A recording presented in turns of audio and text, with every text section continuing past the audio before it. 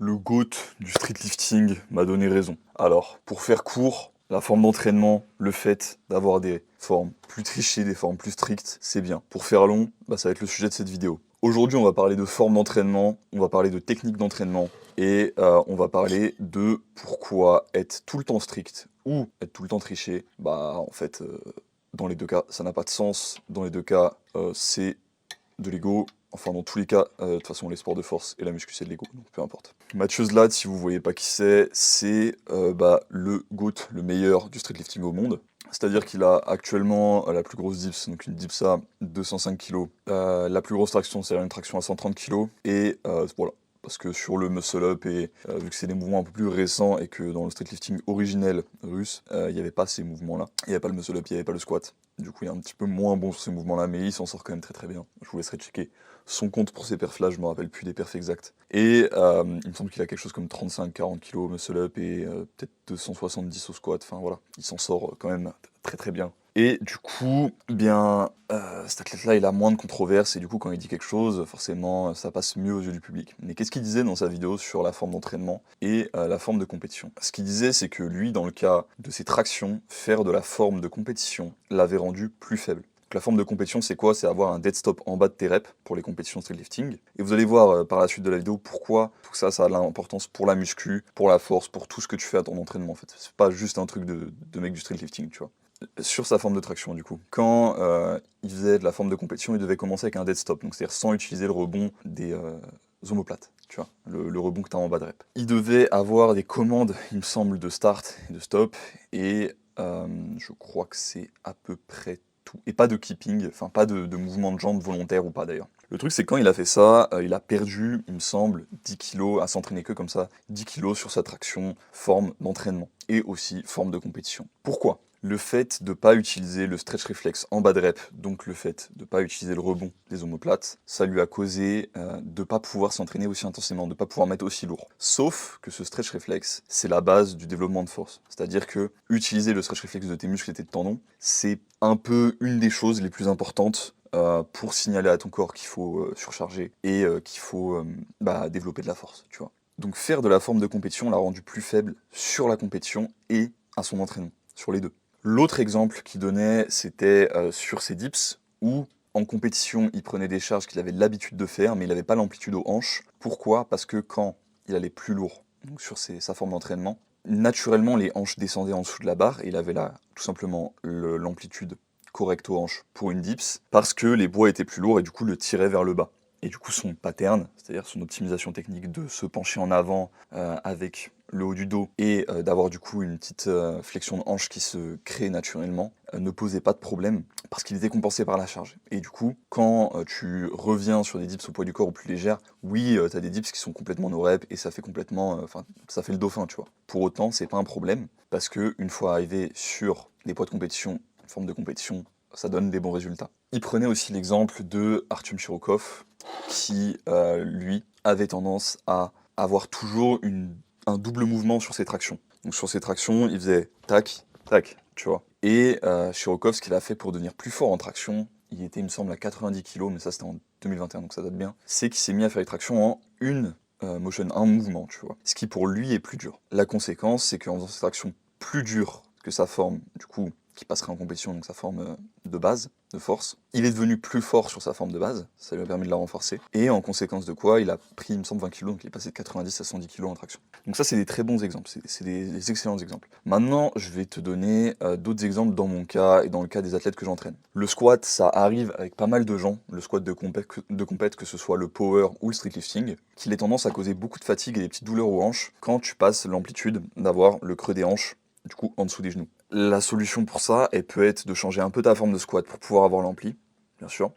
Et elle peut être aussi d'avoir une forme d'entraînement qui est la forme que tu fais la majorité du temps, où tu es un tout petit peu au-dessus de cet ampli-là. Je suis pas en train de te dire de faire un demi-squat, juste être vraiment genre, au lieu d'être là, t'es, tu vois, 2 degrés au-dessus, quoi. Quelque chose de pas du tout dramatique, donc qui va pas trop changer ton développement de force, parce que de toute façon, quand tu prends une amplitude, tu développes de la force plus ou moins à 5 degrés au-dessus et en dessous. Et il me semble que c'est 15 degrés avec l'isométrie. Enfin, Ce que je te dis là, c'est pas des données exactes, donc prends pas mon mot pour argent comptant, mais tu vois l'idée. Donc de toute manière, quand il va revenir sur sa forme de compétition avec cette forme qui cause pas de douleur en hanche, permet d'encaisser plus de volume, d'avoir moins de fatigue, bah, tu deviens quand même plus fort. Moi, c'est comme ça que j'avais ajouté 15 kg sur mon squat, et voilà, j'ai pas mal d'exemples dans mon expérience de coaching qui me disent la même chose. Est-ce que j'ai d'autres exemples? Oui, j'ai plein d'autres exemples. Artem Shirokov, qui lui a tendance à avoir une double motion, un double mouvement sur ses tractions. Pour la plupart des gens, c'est pas le cas.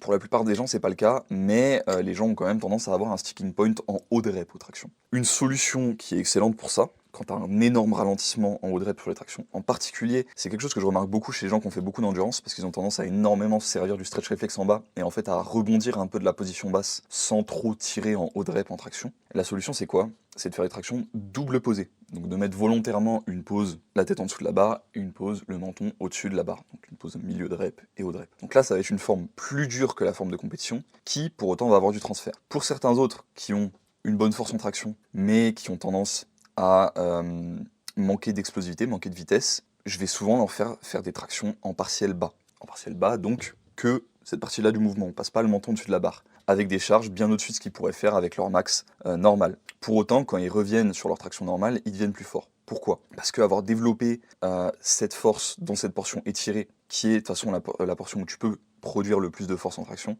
bah ça leur a permis d'exploser à travers la portion haute du mouvement et du coup d'avoir quand même d'être rep, tu vois, et d'être quand même beaucoup plus fort. Qu'est-ce que ça a comme importance, le fait de faire cette vidéo? Pourquoi je te fais cette vidéo sur la training form et la forme de compète? Plusieurs raisons. Déjà, la majorité du temps, les gens ne font pas de compète. Même les gens qui s'entraînent pour la force, enfin, il y a beaucoup de gens qui s'entraînent pour la force qui font des compètes, mais que ce soit moi ou il y a une partie des gens que je coach, certains font des comptes mais pas tous, et par conséquent, on n'a pas toujours quelque chose à foutre, en fait, des standards de compétition. Ce qu'on veut souvent, c'est développer de la force max sur un mouvement, avec certes des optimisations techniques, des trucs qui passeraient peut-être pas en compétition. Par exemple, moi, le fait que j'utilise des wraps, tu vois, pour les coudes sur mes dips, parce que je trouve ça bien plus pratique que de racheter des coudières stiff qui vont s'user au bout de quelques mois et que je vais devoir racheter, qui sont beaucoup plus chers. Enfin bon, ça c'est... Je vais pas parler de l'industrie du matos d'entraînement, ça ce sera encore un sujet pour un autre jour, mais bon, voilà. J'ai des petits problèmes avec cette industrie aussi. Bref, mais ça passe pas en compétition, tu vois, les wraps. Donc normalement, j'ai pas le droit d'en utiliser. Et donc mes reps, elles sont pas du tout valides en comp, rien que par ça, tu vois. Après, tu pourrais me dire qu'elles sont pas valides à l'ampli de hanche, mais ça dépend. Peut-être qu'elles sont pas valides quand je fais du volume, mais qu'elles sont valides quand je fais de la force, tu vois, sur des basses reps. Tu regardais, et j'avais beaucoup de remarques sur cette vidéo-là, que j'avais mis en b-roll sur une vidéo récente, où je faisais une série dips à 110, et en gros, les 3 premières, bah, j'avais quasiment pas de descente du poids, tu vois, j'avais une petite descente du poids, mais beaucoup plus légère, et pas l'ampli aux hanches. Pourquoi? Parce que, comme c'est une charge qui est bien en dessous de mon max, je vais quand même utiliser la même technique, les mêmes optimisations de flexion de colonne, etc.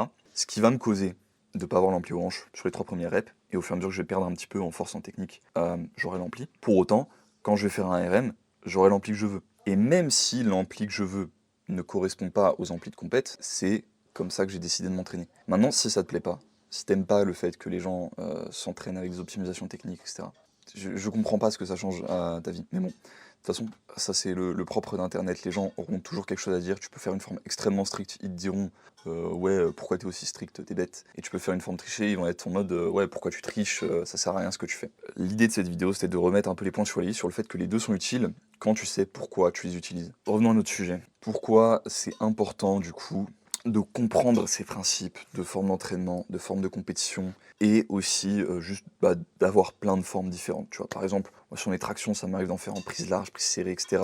Ça m'arrive de faire du double posé sur quasiment toutes ces variantes. Ça m'arrive d'en faire à l'ampli au menton qui touche la barre en forme d'entraînement. Ça m'arrive d'en faire au menton au-dessus de la barre en forme plus comp. Pourquoi tout ça, c'est important? C'est important parce que quand tu comprends ces principes-là et que tu nommes correctement les exercices que tu fais, que tu standardises correctement ce que tu fais, peu importe à quel point tu triches ou à quel point tu es strict, vu que quand tu triches de la même manière à chaque fois, quand tu es strict de la même manière à chaque fois, tu es sûr de progresser. Si sur ma dips, si tu trouves que c'est pas une dips, tant mieux pour toi, tu vois, si tu dis que c'est pas une vraie dips, machin, grand plaisir t'en fasses. Avec la même forme, avec les optimisations techniques que j'ai, je passe de 125 kg à 140 kg, c'est que j'ai eu une progression. Et cette progression va se refléter dans mes gains musculaires et dans le reste de mes mouvements de force. Si sur mon overhead press très triché, pas avec pas une push press du coup, mais juste tricher dans le sens de menton à là et avec wrap, etc. J'ai une augmentation de 20 kg. Pareil, j'ai progressé. Si sur une forme très stricte, j'ai une augmentation de 20 kg aussi, bah, c'est que j'ai progressé. Et généralement, quand tu vas voir une augmentation sur ma forme trichée, tu vas avoir une augmentation sur ma forme stricte. Maintenant, une fois que tu as cette standardisation, tu peux te dire, ok, à quoi ça sert de faire de la forme trichée? J'ai déjà donné un exemple au tout début de cette vidéo avec Mathieu Zlat aux tractions. Généralement, le fait d'avoir une forme un peu plus trichée te permet de produire un peu plus de force. Le fait de te concentrer sur le fait de tirer fort, de pousser fort, etc., te permet d'oublier en fait les éléments techniques, sauf que mettre de l'effort est quand même le principal facteur de progression dans ce que tu vas faire. Donc, l'utilité de la forme trichée est qu'elle te permet de te concentrer sur ta production de force et ta progression. Si j'entraînais quelqu'un en body, je pense que je lui demanderais aucune forme stricte, hors blessure, évidemment, et hors petits mouvements de renfort, etc. Pourquoi? Parce que tu as suffisamment d'outils dans ton arsenal pour avoir des rotations et pour ne pas te blesser en utilisant que des formes pas nécessairement trichées, mais où tu mets de l'intensité et où tu contrôles pas nécessairement ton tempo ou ce genre de choses. Et parce que le fait de ne pas contrôler son tempo et de ne pas penser aux petites optimisations techniques, c'est le plus optimal pour devenir fort et devenir stock. Parce que c'est ça qui va te permettre d'utiliser le maximum de stretch réflexe de tes muscles, de tes tendons, et de développer ton système nerveux aussi. Bon, je vais pas boucler beaucoup plus longtemps là-dessus, je pense que vous avez compris le propos de la vidéo. Je vous invite à aller voir celle de Mathieu Zlat qui est bien plus complète, alors elle est en anglais, donc il me semble que vous pouvez mettre les sous-titres automatiques en français si vous voulez. Vous aurez le lien en description de la vidéo de Mathieu Zlat évidemment. Donc voilà, le GOAT m'a donné raison, beaucoup de cope dans le milieu du fitness. Donc ouais, conclusion, standardisez vos exos, utilisez les formes qui vous font progresser, qu'elles soient plus trichées ou plus strictes, on s'en fout. Et ne vous laissez pas atteindre par les effets de ça, tu vois, par les gens qui vont yap. Petit élément intéressant pour clôturer tout ça, dont parlait Mathieu Zlat dans sa vidéo, c'est le double effet psychologique qu'il peut y avoir avec le triché et le strict. Si tu vas sur une forme stricte et que tout le temps et que tu te sens faible, ça peut avoir un effet psychologique de te faire te sentir plus faible et de te faire, de t'empêcher de progresser, voire de te faire régresser. Si à l'opposé, tu penses, quand tu fais ta forme un peu trichée, que du coup t'es pas légitime, que du coup t'es pas vraiment fort, ce qui est ridicule, hein. De toute façon, tu le vois en te comparant, en faisant une forme stricte, tu te dis ah ok bah finalement t'as une autre mesure, tu vois. C'est juste une autre mesure de ta force. Bon, bref, je vais pas reboucler là-dessus, mais c'est ridicule. Si quand tu fais ta forme trichée, tu penses du coup que t'es pas légitime et que c'est pas une vraie représentation de ta force, ça peut aussi avoir un effet psychologique néfaste qui va bah, du coup t'empêcher de progresser, etc. Dans les deux cas, la solution c'est de pas écouter les rageux. Excellente journée à tous. Si vous voulez un coaching, comme d'habitude, vous avez mon lien en description. Moi, les seuls services que j'offre actuellement, c'est du coaching et de la consultation. N'hésitez pas à vous abonner, à lâcher un petit like si vous avez aimé la vidéo. Et puis moi, je vous dis à la prochaine. Passez une excellente journée.